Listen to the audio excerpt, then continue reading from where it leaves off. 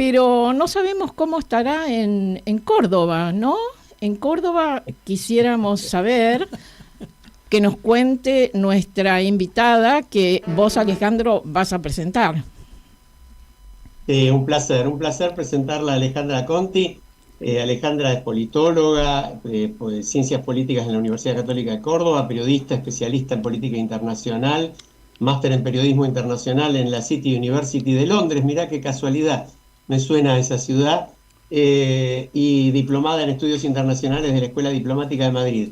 Pero además de trabajar en muchos medios periodísticos, Alejandra tiene una particularidad como periodista. Yo creo que debe ser, si no la única, debe estar ahí en el top 3 de los periodistas que más estuvieron en Malvinas. Estuvo 6 veces en Malvinas, se especializó en ese tema y es autora de un libro interesantísimo, El lugar más amado y desconocido por los argentinos, título desafiante, publicado el año pasado, en realidad en 2023, si mal no recuerdo, 23. junto a Sergio Supo.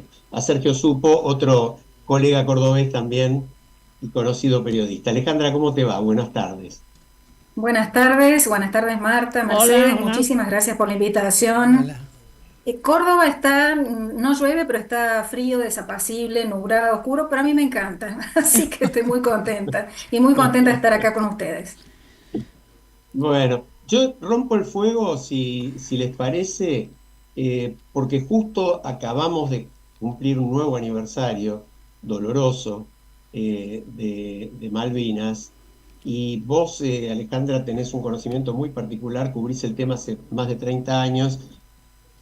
Decinos, ¿cómo ves el conflicto de Malvinas hoy y qué pensás de las declaraciones del presidente el pasado 2 de abril? ¿Tienen alguna utilidad? ¿No la tienen? ¿Cómo ves la perspectiva para la Argentina respecto de Malvinas? Bueno, pregunta desafiante porque estás englobando muchas cuestiones en una sola. Mira, el conflicto yo lo veo estancado diplomáticamente desde hace, te diría que desde hace 43 años que estamos más o menos parados en el mismo lugar, con avances y retrocesos, con contradicciones, con actitudes pro diálogo con Gran Bretaña, con actitudes absolutamente contrarias a cualquier tipo de diálogo. Si hay una política de Estado respecto de Malvinas, no veo cuál es, a lo sumo que nos limitemos a considerar política de Estado, mantener el tema en los foros internacionales y poco más que eso. Y en la enseñanza en las escuelas y en poner carteles en los caminos y hacer cursos para los empleados públicos para que aprendan aún más de Malvinas de lo que aprendimos en la escuela secundaria. Veo que me preguntabas por las palabras de Milei. La verdad, desafortunado que no haya una línea que se siga más o menos coherente. Los gobiernos, si bien te digo con todas las contradicciones, han coincidido en no poner a los isleños en la mesa de negociación. Es una estrategia que sigue Argentina, bien o mal, es la estrategia. Y de golpe estas palabras de Milei causan mucha confusión, porque uno se preguntaría, bueno, pero entonces quiere decir que están en la mesa o no están en la mesa de diálogo. ¿Cómo es esto? ¿Nos conviene o no nos conviene? Y a mí, inmediatamente cuando escuché las palabras de Milei, pensé, pero ¿esto es una estrategia de Cancillería que nunca fue anunciada o es una iniciativa personal de Milei? Y al mismo tiempo vos escuchabas a Victoria Villarruel a 3.000 kilómetros de distancia hablar en sentido completamente contrario, poco menos que justificando la guerra, diciendo que muchas de las cuestiones o acusaciones que se hizo a los militares por el maltrato a los conscriptos no eran ciertos, que se quería dejar mal parada a las Fuerzas Armadas, una serie de afirmaciones que realmente no escuchábamos en democracia, prácticamente no escuchamos en democracia, así de sencillo. Así que, bueno, globalmente te diría que esto es más o menos lo que me parece a mí, mucha contradicción, no veo una política de Estado clara y no veo una acción diplomática que se sostenga en el tiempo con una línea clara, una dirección clara. Yo quiero comentarles algo. En el año 1982 yo estaba viviendo en Uruguay. desde fines del 76, volví a Argentina en comienzos del 83. Y tenía vínculo epistolar continuo con amigos que estaban en el exterior. Y acostumbraba a escribir cartas, escribir las cosas que yo veía, las cosas que leía de Argentina. Siempre me interesó lo público, siempre me interesó la política. En determinado momento me di cuenta, a través de esas cartas que estaba escribiendo, que estaba contando cosas que iban mucho más allá de mi cotidianeidad. Entonces, ¿qué hice? Me compré una máquina de escribir y cada carta que escribía lo hacía con carbónico. Y entonces ahora puedo rescatar cosas que escribí en aquella época y entre otras, por ejemplo, yo recuerdo que les decía a mis amigos, porque recibíamos los diarios argentinos a mediodía, pero por la mañana temprano habíamos recibido los diarios uruguayos. Los diarios uruguayos fundaban sus noticias en agencias internacionales, los argentinos en agencias argentinas. Eran historias absolutamente distintas. En una era los vamos a reventar, vamos ganando, y en otra, las agencias internacionales, es una derrota segura. Y bueno, en ese mare magnum de noticias y de hipocresía, pasaron los meses, bueno, con el resultado que conocemos, ¿no? Marta, ¿puedo leer un párrafo mínimo de una de esas cartas que vos escribías? Porque Bueno. yo entiendo que todos hablamos de Malvinas, por lo menos los que estamos en las pantallas, conociendo lo que pasó porque lo vivimos, pero hay mucha gente joven que no sabe de qué estamos hablando, no entiende. Cuando Marta en el auto, cuando veníamos para acá, me dijo, mira, esto que acaba de comentar para todos, y yo me puse a leer en la carta esta, me quedé, en el segundo párrafo, me quedé impactada, porque dices, esto yo lo viví, a mí me pasó, y querría que la audiencia lo escuche.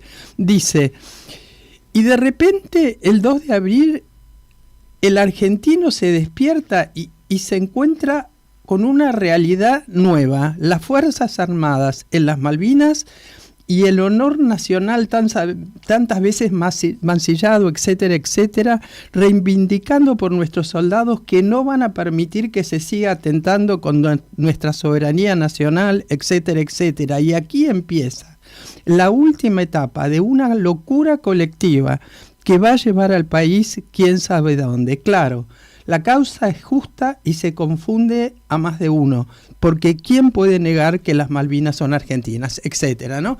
Pero digo, esto de que uno se levantó y se encontró en guerra, es una sensación que es absolutamente indescriptible, ¿no? La desazón, Mercedes, la confusión. vos sabés que mientras ustedes decían esto, que obviamente yo comparto y tengo mis vivencias también de aquel momento, pensaba en el libro de Alejandra y en algunas notas recientes de Alejandra, porque el título del libro, Sí. El lugar más amado y desconocido por los argentinos, yo lo que justamente le iba a preguntar a ella es, en tu vivencia, en tu trato con los isleños, en todos estos años, son más de 30 años, esa parte yo creo que prácticamente no se ha tratado.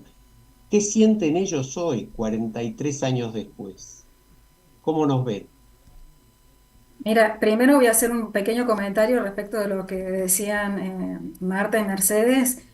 Yo era estudiante universitaria cuando, en el 82 con la guerra, un día me tomo el ómnibus para ir a la universidad.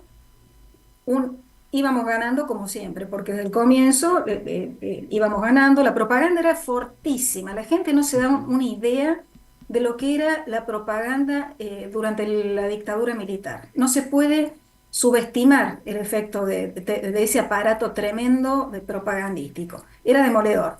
Me subo al colectivo, íbamos ganando. Me bajo en la facultad, una hora después, habíamos perdido. O sea, nos habíamos rendido. ¿A qué habíamos? Sí, Nos sí, tal habíamos cual. rendido. Tal cual. Entonces fue, y hoy uno lo cuenta y te dicen, no, no puede ser. Sí puede ser, y fue así. Y la gente común, la que no tenía llegada al mundo político, mis padres, eran mi papá comerciante, mi mamá ama de casa, no estaban vinculados con la política de ninguna manera, estábamos muy aislados de saber lo que realmente sucedía. Pero bueno, eso es mi experiencia respecto de ese punto. Lo que me preguntabas vos, Alejandro, nosotros pusimos ese título al libro adrede porque cuando volvimos de Malvinas, cuando la gente nos encontraba y nos preguntaba cosas sobre nuestra experiencia, sobre las islas, o- es lo que me pasó a mí las 6 veces que fui. Las preguntas que me hacen en general denotan un profundo desconocimiento de la realidad. Es decir, se conoce la consigna, pero no se conoce la realidad, no se conoce la historia, no se conoce cómo es el territorio, el clima, no se conoce que hay gente viviendo ahí, qué son esas personas. El otro día, inclusive, viendo un video de Instagram de un grupo, bueno, perteneciente a una agrupación política muy militante, decían los presentadores. Los isleños son argentinos con una falla de origen. No saben que son compatriotas nuestros. Y eso, además de ser supremamente autoritario, ¿no? Desmerecer la sensatez de los demás y los sentimientos nacionales de otro, es un profundo desconocimiento. Y por eso pusimos el título, también porque es contradictorio amar lo que uno no conoce. Se ama en general lo que uno conoce, no lo que desconoce. Entonces, ¿sobre qué base se ama ese territorio desconocido? Sobre el desconocimiento y por ahí mucha propaganda. Claro. Y respecto de los isleños, yo te diría que yo noté, y todos los que fuimos durante todos estos tiempos, todos los colegas que hemos ido, mi primer viaje fue en el 99. Yo había ya tenido contacto antes con ellos, desde el 94. En esa época vinieron dos isleños, un chico y una chica, muy formados políticamente. Vinieron a hacer una gira por Argentina, a hablar con periodistas, a dar charlas en las escuelas, a explicar por qué ellos no querían ser argentinos. Te digo que era todo un desafío, ¿no? Eran dos chicos jóvenes en esa época, más o menos de mi edad. Y yo como periodista los conocí. Y ahí tuve el primer vistazo de quiénes eran estas personas tan desconocidas, ¿no? En el 99, cuando voy por primera vez a las islas, me encuentro con que los isleños, que son británicos, culturalmente británicos, étnicamente británicos y militantemente británicos, aunque vivan en las islas que nosotros consideramos argentinas, aunque yo crea que las Malvinas son argentinas, eh, y fueron muy cordiales y muy curiosos. Ellos querían saber, por un lado, cómo éramos nosotros, 16 años después de la guerra, cómo eran los civiles argentinos, ya que solamente habían conocido a los militares, y por otra parte querían mostrarnos su bienestar, su progreso. Gente que me decía, yo estaba destinado a ser un pastor de ovejas y mira ahora, soy un profesional, tengo un título universitario, tengo un máster, me dedico a tal negocio, estoy en la administración pública. Eso se fue diluyendo, esa cordialidad y esa curiosidad se fueron diluyendo con el paso del tiempo, hasta que en 2007, que fui 3 veces en el 99, fui una vez en el 2007, una vez en el 2012, y finalmente en el 2022, que fue la última vez que fui por Cadena 3, las primeras veces había sido por La Nación, me encontré con que no quieren saber nada, no quieren saber nada porque ya se dieron cuenta de que los periodistas no vamos a asumir su posición eh, en nuestro país. No vamos a ir diciendo, a decir los isleños tienen razón, démosle no es nuestra función y aunque lo creamos, como periodistas no vamos a hacer eso, que no lo creo. Pero bueno, y entonces eso se ha vuelto en una cuestión mucho más hostil. A la vez, durante el kirchnerismo, ellos persiguieron mucha hostilidad de los distintos gobiernos kirchneristas, principalmente el último de Cristina. Cristina lo llamó ocupas en un determinado momento, en un discurso, y se han vuelto, sobre todo en las redes, donde uno ya sabe que en las redes encuentra a las expresiones más radicalizadas de una sociedad, de nuestro lado y del lado de ellos también. Bueno, han volcado toda su frustración y su hostilidad por lo que ellos entienden Argentina no comprende que debe renunciar al reclamo de soberanía. Y no entienden, y cuando uno le dice, miren, eso no va a suceder, eh, bueno, la verdad que se molesta muchísimo con uno que va ahí, ¿no? Alejandra, es muy interesante cómo vos vas contando tus distintos viajes y cómo en pocos párrafos contás cómo se va deteriorando esa impresión que tiene el malvinense del argentino, de los argentinos. También hay una referencia a lo que ocurrió en los primeros años de la década del 70, donde, no sé si coincidirás, yo creo que fue el momento en que existía la posibilidad de llegar a un arreglo con Inglaterra. Y hay un testimonio, me gustaría, si lo recordás, que hagas mención a él, muy interesante, de Ortiz de Rosas en el año 74. Sí, ese testimonio se vio reflejado en una nota en La Nación.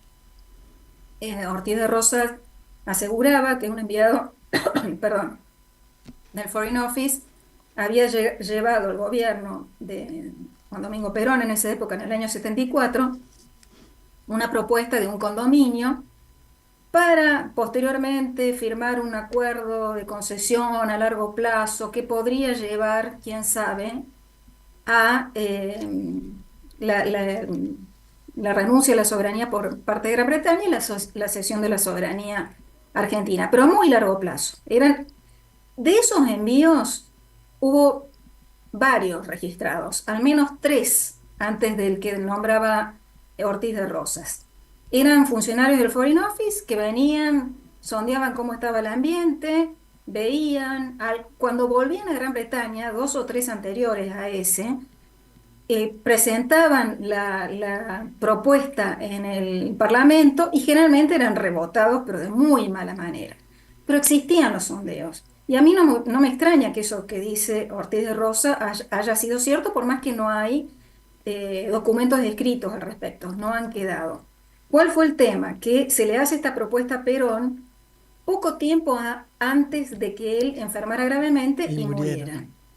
Y después del fallecimiento, Isabel Martínez, lógicamente, consciente de que no tenía espalda política para sostener semejante empresa, la deja de lado. Porque los ingleses también se habían dado cuenta de que si había alguien con la autoridad como para llevar adelante ese tema y hacer las concesiones que habría que haber hecho, porque no iba a ser gratis eso, solamente Perón podría haberlo hecho.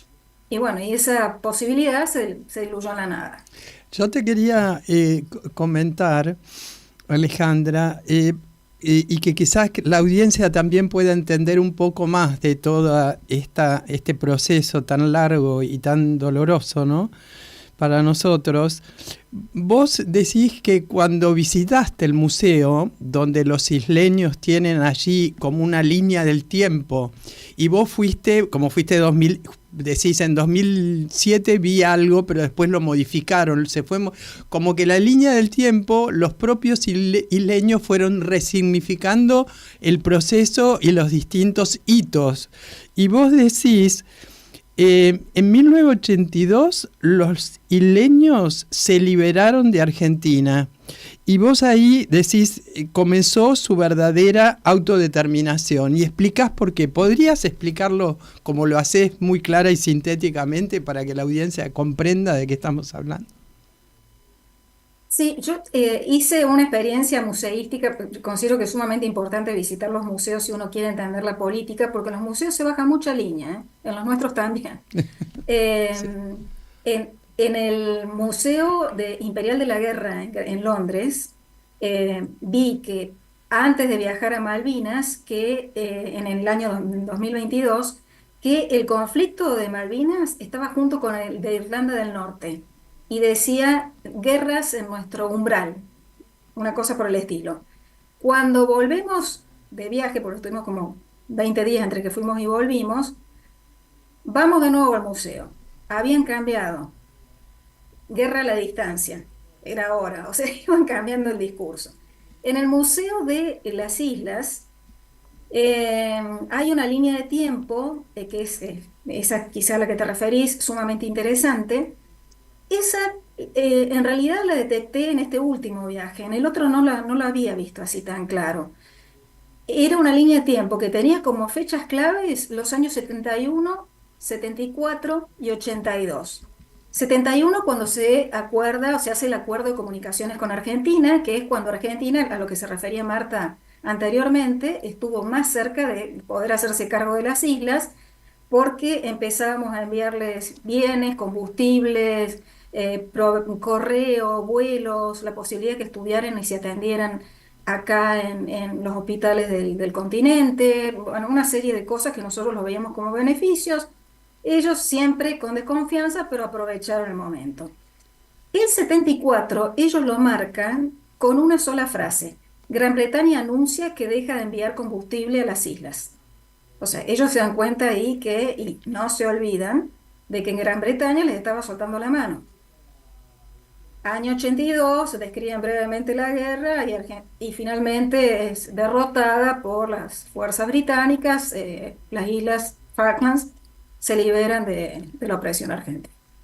Es muy significativo eso. Ellos, la verdad, la memoria que tienen, dejan claro que no se olvidan de las cosas. Y eso que les decía de remarcarle a los ingleses, casi nos sueltan la mano, así como en el año 81 les quitaron el estatus de ciudadanos de pleno derecho A la y se lo volvieron Kelpers, a ¿no? reponer claro, y se lo volvieron a reponer en 1983.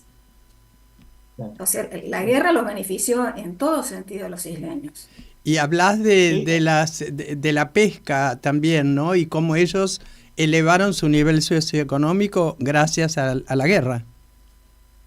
Claro, porque en el año 1986 Gran Bretaña les determina una zona de pesca exclusiva para ellos, vigilada obviamente por las Fuerzas Armadas británicas, y ellos empiezan a vender derechos de pesca a países de Asia, pero sobre todo a España, a buques pesqueros que venden todo en España.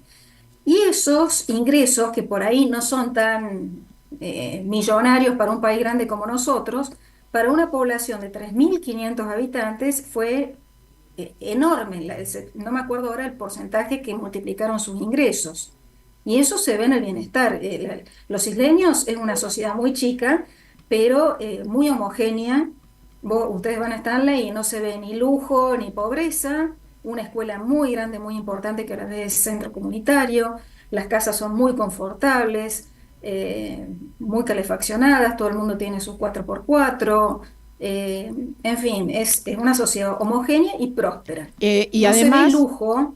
sí, Sí, perdón. Alejandra, vos haces mención a los 3.500 habitantes que fueron invadidos en el 82 por 10.000 soldados argentinos y todo lo que eso significó.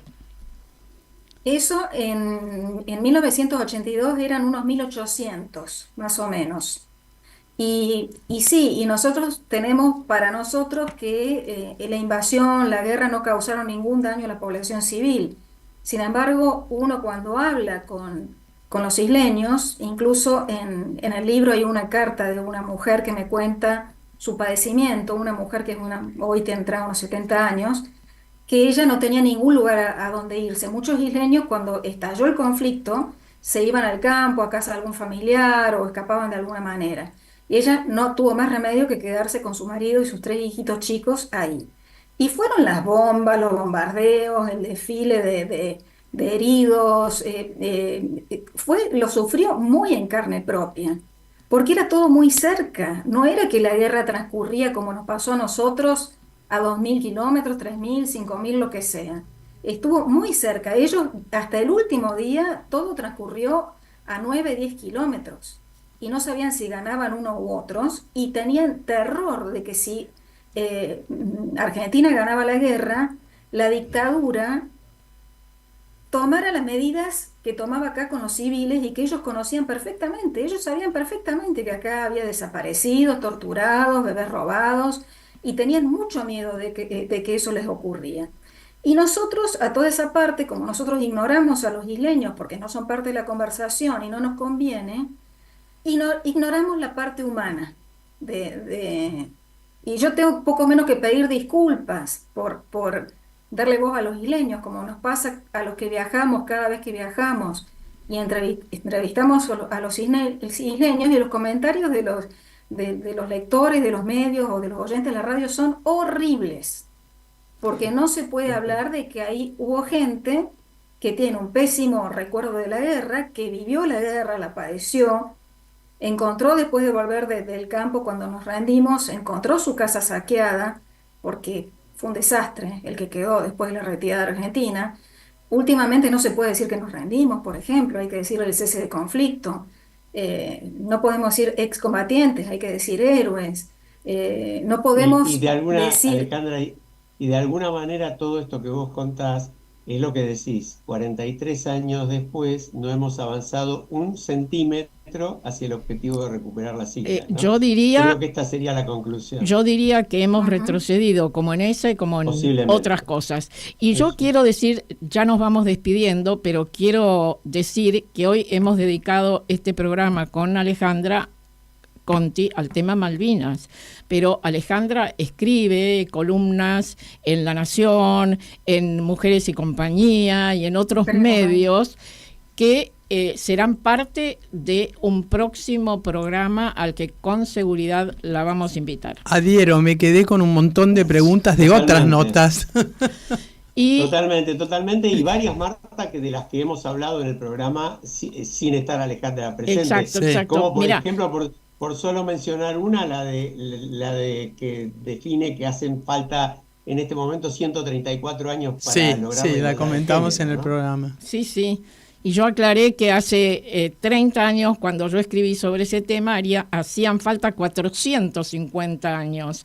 Así que hemos avanzado bastante en estas últimas décadas. Falta un montón todavía. 134, Así pero de es. 450 a 134, bueno.